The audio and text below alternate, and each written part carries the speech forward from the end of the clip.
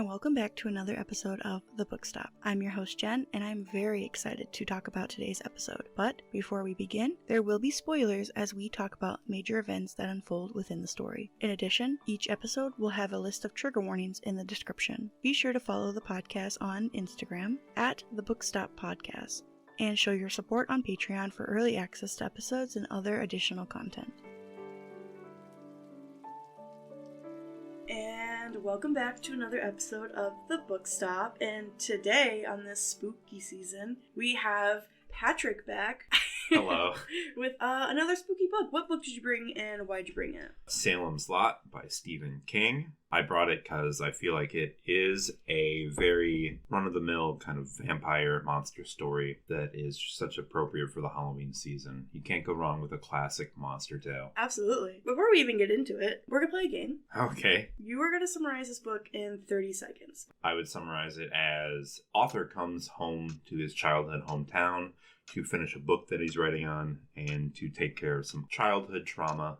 In the process, he comes upon the town dilapidated for unknown reasons. As things come into light, he realizes that the town is overrun by a vampire. Yeah, great job. I'm going to summarize it just for anybody who hasn't heard of the story, give a little bit more background. Salem's Lot is the story of a small town in Maine being overtaken by vampires, and a brave band of people who come together to fight an ancient evil. Events center around Ben Mears, a moderately successful writer who has returned to the lot in order to write a book based on his earlier years. He also hopes to drive out the terror that has haunted him since childhood. But as soon as he arrives, a child disappears, and then a dog is brutally killed. And as the list of gruesome events begin to grow, he realizes that something even more sinister lives here, and they must defeat this evil before it swallows the lot whole. Yeah, this book was definitely different than I thought. This one was written in 1975. It's his second published book. I haven't read any other thing besides Pet Sematary, which we did last year. Yeah. I've heard that he kind of has a lot of reoccurring themes. And this is kind of like the start of it all, with an author being a main character is a common theme with Stephen King and stuff. So it's cool to kind of see where it all started and then how it progresses. Yeah. So before we get started, we're going to do our favorite quotes. From this book, what would you say is one of your favorite quotes? Or if you have many. I have two favorite quotes. Okay. I have a short one and a long one. One of my favorite quotes is, "The basis of all human fears," he thought, "closed door, slightly ajar." Mm-hmm. I really like that quote because it really just sums up the fear of the unknown in this book. For a lot of the story, Ben Mears doesn't know what the evil is. And I feel like this quote kind of really encapsulates that feeling. It's always on the other side, and you can get just like the shadows under the line, or maybe like the creepy hand coming through the crack, but you never really see the full thing. So my quote is, "These are the town's secrets, and some will later be known, and some will never be known. The town keeps them with the ultimate poker face. The town cares for devil's work no more than it cares for God's or man's. It knew darkness, and darkness was enough." Ooh, eerie. I like it. It's kind of the story as a whole, as we're going to talk about later, but there's a whole section where it's just the lot. And I like that it's kind of giving the hint that maybe there's even more evil here that we don't know. Yeah. A good callback to be able to come back to this story and uncover more secrets. But yeah, I really liked that. I thought it was kind of eerie, and I loved how the town itself was kind of a character. That's definitely one of my favorite parts of the book, is how Stephen King just writes about the town itself. Mm-hmm. Those chapters are my favorite, I would say. Yes, me too. Another favorite quote that I have is, "But when fall comes, kicking summer out on its treacherous ass, it always does one day sometime after the midpoint of September. It stays a while like an old friend that you have missed. It settles in the way an old friend will settle into your favorite chair, take out his pipe and light it, and then fill the afternoon with stories of places he has been and things he has done since he last saw you." I just love like the prosaic kind of writing in that. Yeah, I just like that quote. Yeah, absolutely. I think there's a lot of good quotes in here, and some kind of falter a little bit because some of them could get a little wordy in a sense. Sure, yeah. I think there's a lot of really good hidden quotes in here, and it doesn't necessarily have to be about the evil. It could be the scenery that he portrays in this. Is just love the way that he describes this town so much. Yeah. What are some things that you liked about this book? I love the slow burn and the build-up that it has toward the whole end climax of the vampire attack. I love the descriptions that Stephen King gives of the town and of characters and of scenery. And I really like how simple the book is. Simple's a good way to describe it. Yeah. I really loved the scenery. Very fall, which is perfect for October. The atmosphere itself was nice. It was eerie, but also kind of weirdly relaxing because you're kind of just strolling through this town. Yeah. Small town vibes. I really like it. I also really enjoyed the lot scenes. Those are my favorite scenes throughout the whole book, where we were kind of floating bird's eye view over this town, and you see different stories for everybody that lived there. And you get to know secrets that the town knows. I also really liked the epilogue, where we kind of circled back to the beginning of the book, how the news articles were in there, and how it kind of ties everything together and kind of gives a little hint that there could have been a sequel. I know that they did a little bit of a sequel in the Dark Tower series. The Return of Father Callahan. He's a recurring character throughout the Stephen King. I definitely think this is a book that could have had a second book installment into it to kind of flesh out the last of that, but I also kind of like it where it's left open to interpretation. Really liked the reveal of the vampires later, and the real reveal of everything, the slow burn as you would call it. And I just like the vampires itself stick to the book sense of it all. They're not Twilight or anything. They have a very generic, you know what to expect. Very reminiscent of Bram Stoker's Dracula vampires. Yeah, absolutely. There isn't a sequel, but there is a kind of prequel. It's a short story called Jerusalem's Lot that kind of goes into the beginning of the town. Ooh, yes. I remember you mentioning that. Yeah. Awesome. Yeah, definitely check that out. So what are some things that you didn't like about this book? Like I said, I do love the slow burn and build up toward the vampire. I don't like how quick it all happens at once. I wish the book were a little longer so they could draw it out a little bit more in the sense of introducing the actual vampire, in a sense where it kind of just happens all at once. I wish it kind of happened gradually. Yeah, it matches the slow burn with the rest of the book. It does happen very fast, especially right after Susan dies. It kind of is bam, right in your face, and it's gone. I was like, whoa, we're already here already? Let's slow down. I forgot where we were 10 minutes ago. Yeah. So I have a few things. The ending was very underwhelming. It was just so fast. And did they kill the vampire in the end, or was it... I'd like to think they did. Yeah, I think they actually got him. But yeah, it was just so fast. And the names were also a bit confusing because they were all the same white man's name. Mark, Matt, Ben. And I'm Mark and Matt was the hardest one for me. I kept thinking of the same people, and they're completely opposite people. So the names are a bit confusing there. I was listening to an audiobook, so that might have been why it was a little confusing. Yeah. I think there was too much talking about things that didn't really matter in the long run. Not necessarily setting up the atmosphere or anything, but just giving random pieces of information about things, and then in the end it didn't really matter. And there's a line when you're going to cross if you're trying to give information for the characters or the world or whatever it is. Yeah. And then there's just talking because you're trying to meet a word limit. And then the last thing is, I didn't love how he was kind of speaking about the women in the story. Very much dulled them down to very mediocre characters. I definitely agree that the way that women are handled in this book it's not great. I think the only main character was Susan, and she got murked. So yeah, I didn't love that, but I know that's kind of a common theme with Stephen King's books. It's also written in the 1970s. Exactly, yeah. I'm not shocked, to say the least, but I don't think it dulls down the book too much. So we kind of talking about his writing style a little bit, but I want to go into more of him as being an author. So Stephen King's written hundreds of books at least. Yeah. And he is the type of author that doesn't pull any stops. He just goes and doesn't really know boundaries. And in turn, I respect that, but it never ages well with his writing. Such a impactful, I guess, author. A lot of people read him, and he's kind of the pinnacle of horror, some people would say. With that, you have to take reading an older book with a grain of salt and realize that it's written from a different perspective and a different time. Thoughts and opinions can change. If you read some of his earlier work, there's not much things that could age badly, I guess.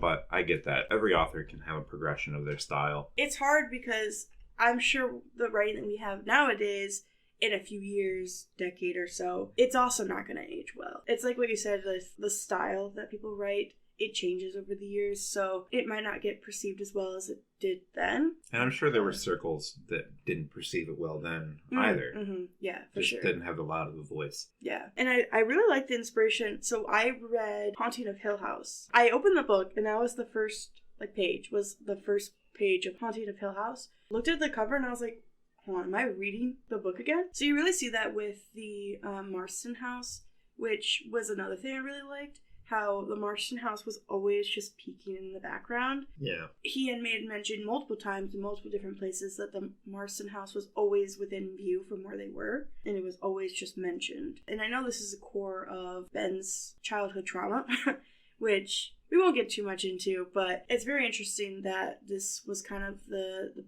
pinpoint for the story. The end of the story, it happened in that house, right?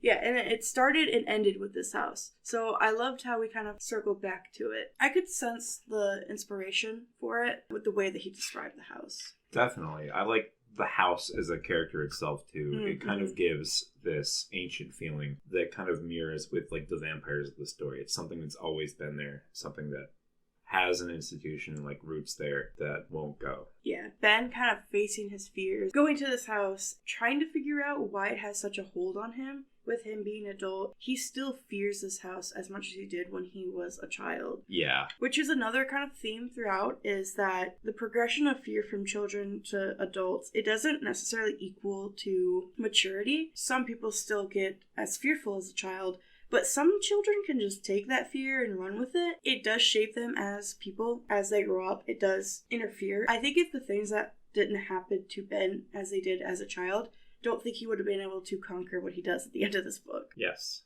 Mark is, I forget, but a child in this book. Yeah. That's another thing I didn't love, is that I forgot he was a child. He was 14. Around that age. 12 and 14. And I think he was just built a little too old.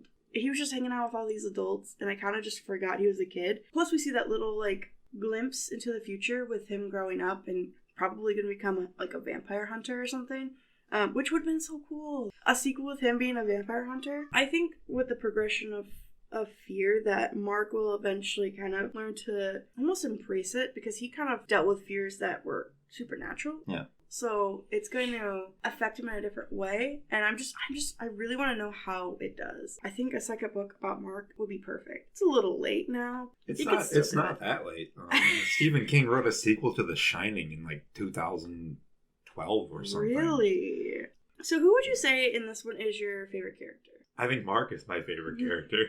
I know he's kind of written as an adult, but I do like his character as this, essentially the most brave character out of anybody in the book. Mm-hmm. There's all these adults and incompetent adults that aren't succeeding. Like Father Callahan doesn't succeed in that one scene where they're trying to get rid of the vampire, and he freezes with fear and Mark does not. I just like the character. I wouldn't say doesn't have fear, but has the strength to overcome it. Yes.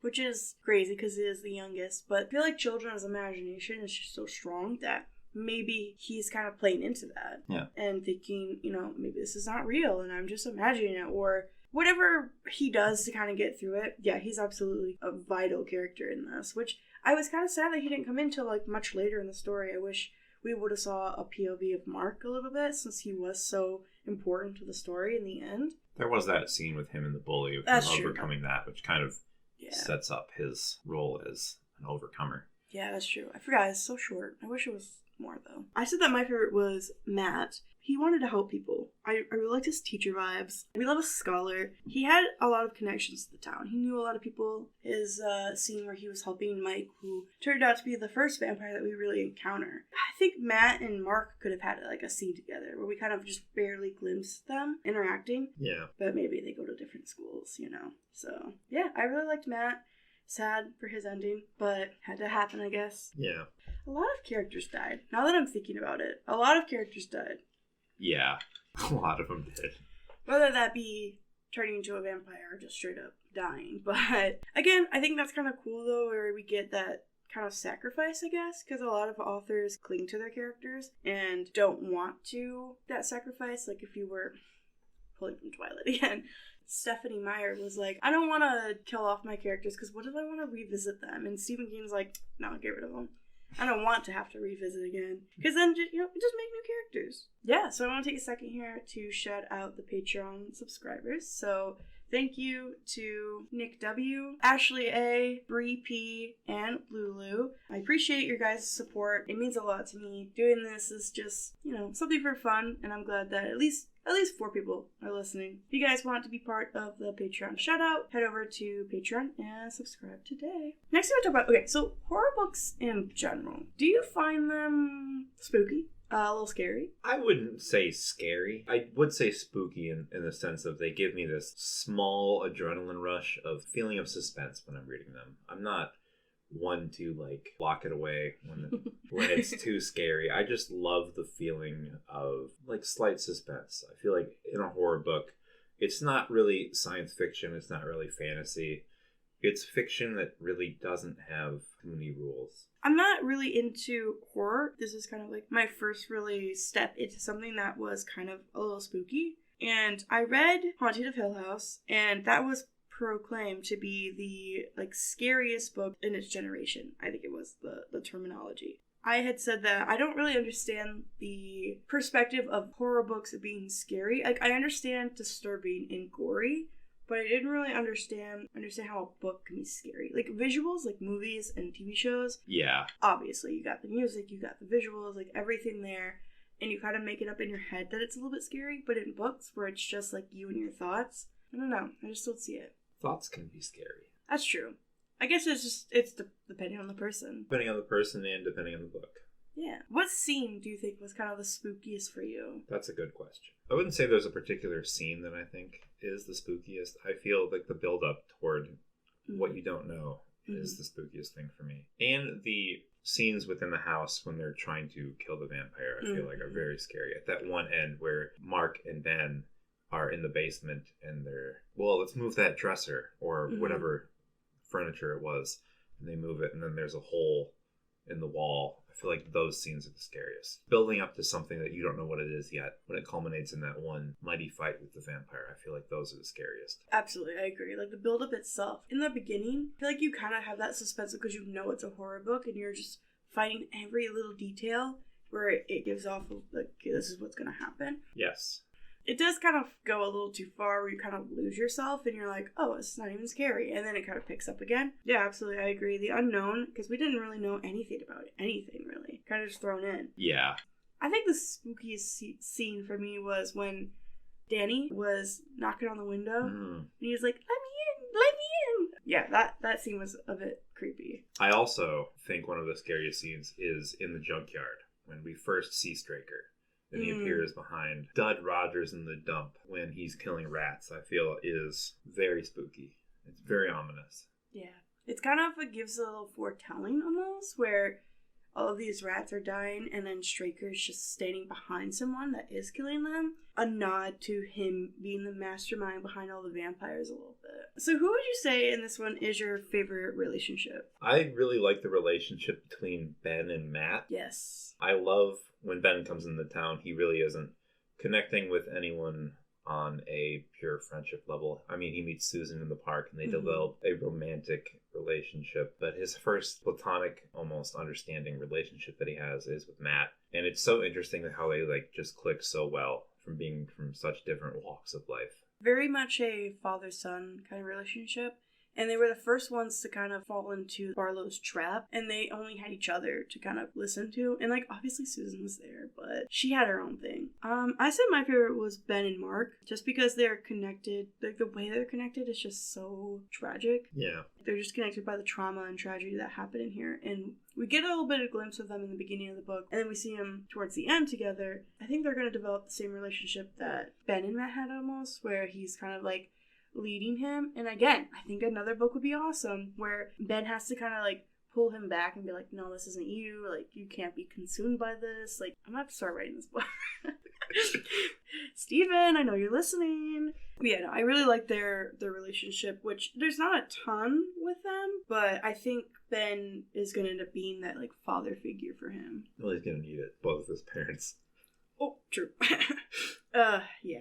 They're gone. Everyone that Ben's connected to is gone too, so they only got each other in the end. Yeah, so we haven't really talked about Barlow and Strider and the vampires and stuff. What were your first impressions? Did you know going into the book that it was about vampires, or did you kind of figure it out along the way? I knew going into the book that it was about vampires. Okay. I think it was kind of interesting. I really enjoyed the mastermind of Barlow. And, like, we get to see his web where we don't really see him a ton. Yeah. It's just all these people that are kind of infesting the lot itself, where we kind of see his objectives through that. But yeah, I really enjoyed the vampire aspect of it. I think it was really thought out, and obviously he pulls a lot of inspiration from other works, Dracula being a big one. Yeah. I really wish there was a little bit more from the vampire's perspective. I know we did get that one scene where that man and woman were, like, kind of becoming, like, the woman was becoming a vampire, and they, like, missed it through the wall or whatever. I definitely wish there was a little bit more perspective on that side. I was fascinated by Stryker / Barlow. Barlow's the vampire. Barlow's the vampire, and Stryker's, like, the familiar. Yeah. I like a classic vampire, and I feel like this handles that well. It's very, like, Dracula vampires. Mm-hmm.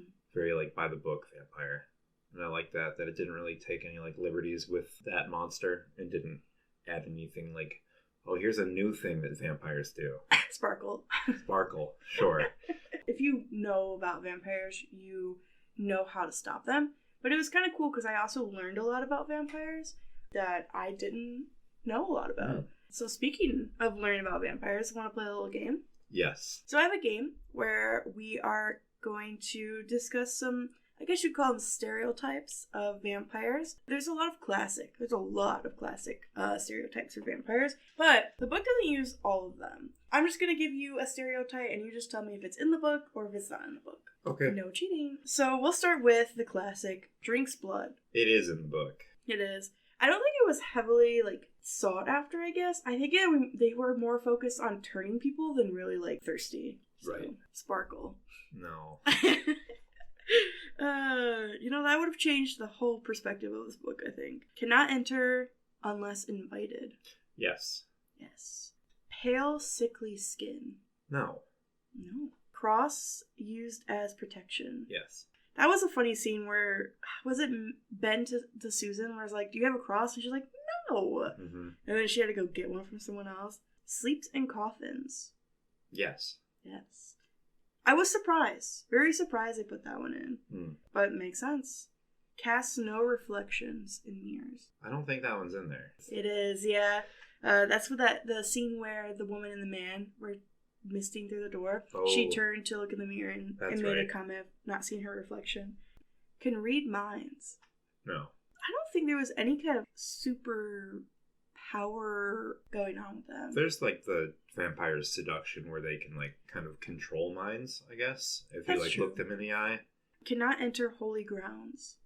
No. That one is in the books. That's with Father Callahan, which was really sad, where he couldn't, like, go back into the church that he worked in, owned, I don't know, and after he was forced to turn into a vampire, and then he just kind of got on a bus and dipped. I was like, bye, deuces. See you in the Dark Tower in a few books.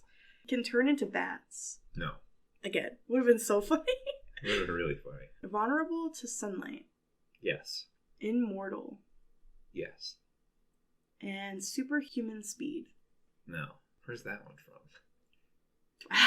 Okay. Listen, I might have pulled a lot of those from Twilight. Because that's not your typical vampire book. Yay! I think you got like 80%. I don't know. I didn't keep score, sorry. Okay. I have to ask you, what are some things that you would do differently if you were writing this book in your own words? Just your own opinions, anything that you would have changed, done differently? I would have made it a little bit longer, drawn out the vampire scenes a little bit more, taken them all out together and have it a story just about the town and a falling apart town. Yeah. I think that would have been very interesting as well. True. You know, it'd be cool if, like, Ben came back, was losing his mind, and he just started killing everyone in town. That'd be wild. That'd be wild.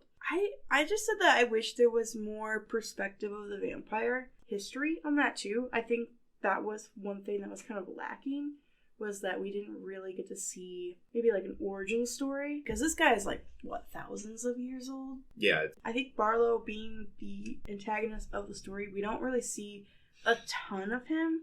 Which I understand that they're using the web to kind of block all of that. But I wish there was more emphasis on it. Much more history on vampires. Because I get that it's a new thing. They don't really understand it. Again, perspective from the vampires in the lot. We could have saw a perspective from Barlow, where we see maybe a flashback. Anything like that to kind of give more perspective on understanding the vampires would be kind of cool. And maybe a little bit more character development. Characters felt very flat. Yeah. Going from this book, which was written very early by Stephen King, and then going to Pet Sematary, which was written later in his writing career. Mm-hmm. Which, do you find any common themes or progressions? I will say I liked Pet Sematary more. I think that one was really well written, and it was gory just enough. And the ending was much more suspenseful. For connections, I guess the main characters, when I was with Ben, I felt a little bit of a main character. Lou, yeah. But yeah, I personally liked Pet Sematary more. It just felt more human. I think that's kind of what draws that in, is because we see more of human action than supernatural action. Yeah. But I think this one was a good first dip your toe into vampires, because the only vampire history I really got is Twilight, and well, we all know about that. So, but yeah, it was kind of cool to try something new from him. Oh, I like Pet Sematary more. Yeah, definitely check out that podcast. I'll link it at the bottom. That one was fun. I really enjoyed that book. We are drawing to a close on our little discussion, but before we go, we're going to do one last thing, and we are going to do the rating scale. But we do it a little bit different here on the Book Stop. We make up our own. I would give Salem's Lot by Stephen King 2 vampires setting up shop in a small town out of 4. Loved the atmosphere. I think he did an amazing job on that. I love the Marston house. Just a little bit lacking on some history aspects that I would have liked to see more of. And again, the characters, they felt very flat, but I think there was a lot of potential there that you could have dipped into a little bit more. But I think he put more emphasis on the Lot characters, which was kind of weird. All the characters in the Lot than really Ben and the main characters. So I would have liked to see that a little bit more. I would rate it 3 drunk priests out of 5. Obviously, the book's characters were a little underdeveloped, of course, but I feel like the overdeveloped setting, not in a negative way, makes up for that. Just how you feel like you are in the town when you're reading that book, and you're a part of it. Yeah, you definitely feel like you've been just placed into one of the homes there. Yeah. Which I really enjoyed. Thank you so much for coming on to the Book Stop. I really appreciate you taking the time and enjoying the spooky season with some spooky books. Thank you for having me. We have a episode scheduled next year, I believe, so... Okay, yeah. It won't be Stephen King or spooky. Oh, that's sad, but that's okay. But yeah, if you guys want to see Patrick on sooner, interact with this episode, share, subscribe, all that good stuff, and we'll see you next time. Bye. Thank you for turning the pages with us today. If you've enjoyed this episode, show your support by leaving a review, sharing the episode, and following the podcast on Instagram at The Book Stop Podcast. Join us on Patreon for early access to episodes and other additional content. Thank you for listening, and I'm looking forward to the next one. Hope you are too.